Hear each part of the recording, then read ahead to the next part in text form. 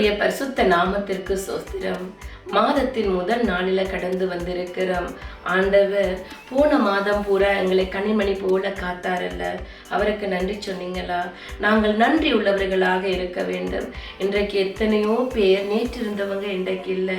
ஆனால் ஆண்டவர் எங்களையும் எங்கள் குடும்பங்களையும் வேலி அடைத்து பாதுகாக்கிறார். அன்னிதின உணவை போஷிக்கிறார். அதனால நாங்கள் தினமும் நன்றி உள்ளவர்களாக, அவருக்கு நன்றி செலுத்துகிறவர்களாக நாங்கள் இருக்க வேண்டும். ஆண்டவருக்கு நன்றி உள்ளவங்களை ரொம்ப பிடிக்கும். நீங்க எல்லாரும் நன்றி செலுத்திருப்பீங்கன்னு நான் விசுவாசிக்கிறேன். அதனால இந்த மாதத்துல ஆண்டவர் உங்களோடு ஒரு வார்த்தை ஊடாக பேச சொல்லுகிறார். ஏசாயா 35 அதிகாரம் 3 தளர்ந்த கைகளை திடப்படுத்தி தள்ளாடுகிற முழங்கால்களை பலப்படுத்துங்கள். ஆண்டவர் இந்த மாதத்துல தந்த வார்த்தை இதுதான். தளர்ந்த கைகளை திடப்படுத்தி தள்ளாடுகிற முழங்கால்களை பலப்படுத்துங்கள் என்று சொல்லுகிறார். இது நீங்க ஜெபிக்கிற காலமா இருக்குது. இன்று தேசங்களில அநேக துன்பங்கள் பாதையில தேசம் கடந்து போகுது.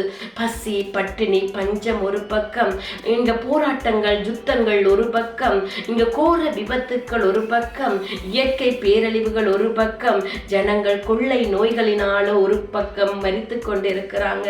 இந்த காலகட்டங்களில் ஜனங்கள் பதறுகிற காலங்களா இருக்கு. ஆனா ஆண்டவர் ஒரு ஆசீர்வாதத்தை, ஒரு விடுதலைய இந்த தேசங்களுக்கு, இந்த ஜனங்களுக்கு, எங்களுக்கு கொடுக்கணுமெண்டா நாங்க இந்த காலகட்டங்களில முட்டி காலில இருந்து ஆண்டவரை நோக்கி கூப்பிடுகிற காலங்களா இருக்கு. இன்றைக்கு எத்தனை வீடுகளில ஜெபத்துல நிலை நிக்கிறீங்க? எத்தனை வீடுகளில வேதத்தை அனுதினம் வாசிக்கிறீங்க? ஏனென்றா நாங்க ஜெபிக்கிற காலங்களா இருக்குது. சபைகள் ஆயத்தமாகணும். சபைகள் தேசங்களுக்காக, ஜனங்களுக்காக பரதவிச்சு ஜெபிக்கிற காலங்களா இருக்கு. தேவ பிள்ளைகளை ஏன் தேவன் தெரிந்து கொண்டார் தெரியுமா? நாங்க எங்களுக்கு மட்டும் விடுதலை பெறுகிறதற்கல்ல, நாங்கள் விடுதலை பெற்றுக்கொண்டு பிறருக்கு விடுதலை கொடுக்கிறதற்காக ஆண்டவர் எங்களை அழைத்தார். ஆனால் இன்றைக்கு அநேக தேவ பிள்ளைகள் தங்களுடைய வாழ்க்கையிலே தங்களுடைய சின்ன சின்ன காரியங்களை கூட சரி பண்ண முடியாதபடி தேவனே தேவனே என்று அவரை நோக்கி அமர்ந்திருக்கிறாங்க. ஆமா, ஆண்டவர் கேட்ட போது கொடுப்பாருங்க. ஆனா ஆண்டவர் ஏன் என்னையும் உங்களையும் தெரிந்து கொண்டார் தெரியுமா? நாங்க பிறருக்கு விடுதலை கொடுக்கிறதற்காக, நாங்களே எங்களுடைய போராட்டத்திற்காக நாங்கள் போராடி கொண்டு இருப்பதற்காக ஆண்டவர் எங்களை தெரிஞ்சு கொள்ளலங்க. அதனால ஆண்டவருடைய வார்த்தை இன்று எங்களிடம் கடந்து வருகிறது.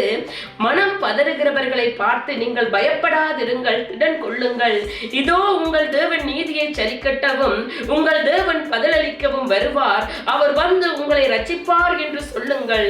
அப்பொழுது குருடன் கண்கள் திறக்கப்பட்டு செவிடர் செவிகள் திறவுண்டு போகும். அப்பொழுது முடவன் மானை போல் குதிப்பான், ஊமையன் நாவும் கெம்பீரிக்கும்.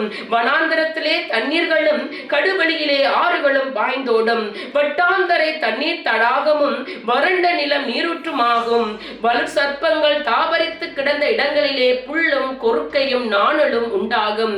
அங்கே பெரும் பாதையான வழியும் இருக்கும்.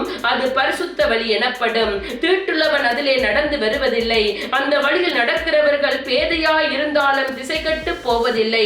அங்கே சிங்கம் இருப்பதில்லை, துஷ்மிருகம் அங்கே போவதில்லை, அங்கே காணப்படவும் மாட்டாது. மீட்கப்பட்டவர்களே அதில் நடப்பார்கள். கர்த்தரால் மீட்கப்பட்டவர்கள் திரும்பி ஆனந்த களிப்புடன் பாடி சியோனுக்கு வருவார்கள். நித்திய மகிழ்ச்சி அவர்கள் தலையின் மேல் இருக்கும். சந்தோஷமும் மகிழ்ச்சியும் அடைவார்கள். சஞ்சலமும் தவிப்பும் ஓடி போகும். ஆண்டவரை தேடி தேசங்களுக்காக, பிறருக்காக, ஜனங்களுக்காக நீங்கள் திறப்பில் நின்று ஜெபிக்கும் போது இத்தனை ஆசீர்வாதங்களையும் நீங்கள் பெற்றுக் கொள்ளுவீங்க. அதனால தேவ பிள்ளைகளாகிய நாங்கள் திறப்பில் நின்று ஜெபிக்கிற காலம். ஜனங்களுக்காக, தேசங்களுக்காக, சபைகளுக்காக, இந்த இயற்கை சீற்றங்களுக்காக, யுத்தங்களில் ஜனங்கள் மாண்டு போகாதபடி உங்கள் முழங்கால்களை முடக்குங்கள்.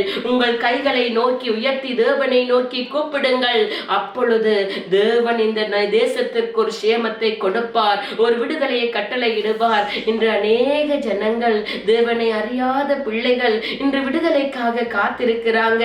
மருத்துவமனைகளிலே கொள்ளை நோய்களுக்காக வியாதியில படுத்து கிடக்கிறாங்க. இன்றைக்கு சிறைச்சாலைகளிலே அநேக பிள்ளைகள் இருக்கிறாங்க. இன்றைக்கு தற்கொலை எண்ணங்களிலே அநேக பிள்ளைகள் கட்டப்பட்டு இருக்கிறாங்க. இவங்களுக்காக ஜெபியுங்க. முட்டியிலிருந்து ஜெபியுங்க. கைகளை நோக்கி தேவனை நோக்கி கூப்பிடுங்க. அப்போ அப்பொழுது தேவன் உங்களுடைய வாழ்க்கையில் இருக்கிற எல்லா சிறையிருப்புகளையும் மாற்றி போட வல்லவராய் இருக்கிறார். அவருடைய சத்தியத்தை கேட்டு அதன் வழியில் வருகிறவர்கள் நிச்சயமாக விடுதலையை பெறுவார்கள். அப்ப ஆண்டவரை நோக்கி ஒரு சின்ன ஜெபம் செய்வோமா? அன்பான தகப்பனே, உமது வார்த்தை கடந்து வந்திருக்கிறது ஆண்டவரே. இந்த மாதத்தில் எல்லா தேவ பிள்ளைகளும் விழித்திருக்க உதவி செய்யுங்க, ஜெபத்தில் நிலைத்திருக்க உதவி செய்யுங்க, வேதத்தை அனுதினம் வாசிக்க உதவி செய்யுங்க.